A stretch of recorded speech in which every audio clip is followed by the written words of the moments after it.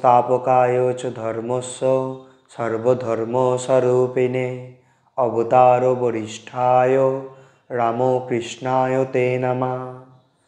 नमस्कार। प्रथमेই दिव्यत्रयীর আলোকস্পর্শ ইউটিউব চ্যানেলের পক্ষ থেকে যারা আমার এই ভিডিওটি দেখছেন শুনছেন তাদের সকলকে জানাই আন্তরিক প্রীতি শুভেচ্ছা ও অভিনন্দন। আজকে আমরা ঠাকুরের বলা দুটি গল্প এক এক করে শুনে নেব। এক, অহেতুক ভক্তি, দুই, ভগবানের হাসি। তো চলুন দেরি না করে আমরা এক এক করে শুনে নিই। প্রথমে একদিন এক ভক্ত বলছেন, আচ্ছা ভক্তি কাকে বলে? তো ঠাকুর সেই সম্পর্কে বলতে গিয়ে বলছেন, অহল্যা বলেছিলেন, হে রাম, যদি শুকরজনিতে জন্ম হয় তাতেও আমার আপত্তি নাই, কিন্তু যেন তোমার পাদপদ্মে শুদ্ধা ভক্তি থাকে, আমি আর কিছু চাই না।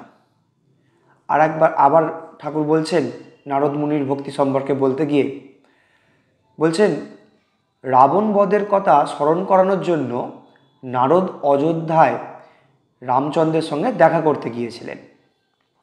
সেখানে তিনি সীতারাম দর্শন করেন এবং স্তব করতে শুরু করেন। রামচন্দ্র স্তবে সন্তুষ্ট হয়ে বলেন, নারদ, আমি তোমার স্তবে সন্তুষ্ট হয়েছি, তুমি কিছু বর লও।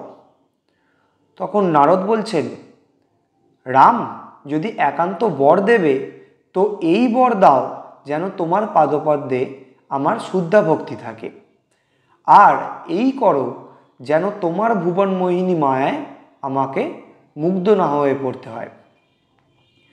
তখন রাম বলছেন, আরও কিছু বর লও। তখন নারদ বলছেন, আর কিছু আমি চাই না, কেবল চাই তোমার পাদপদ্মে শুদ্ধা ভক্তি।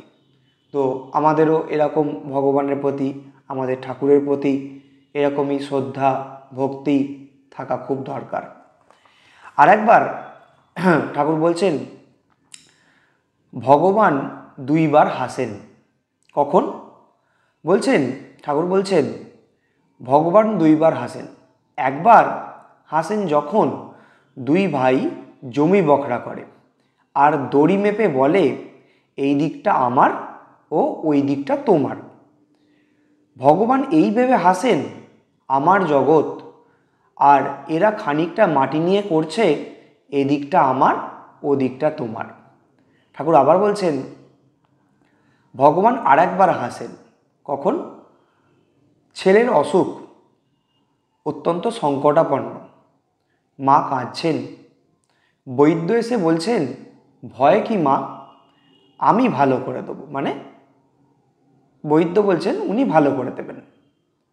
তো বৈদ্য জানেন না, ভগবান যদি মারেন তাহলে কারো সাধ্য নেই তাকে রক্ষা করার। ঠাকুরের আমরা এই দুটি মিষ্টি গল্প শুনে নিলাম। আপনারা শুনুন, আশা করি আপনাদের খুব ভালো লেগেছে। ধন্যবাদ।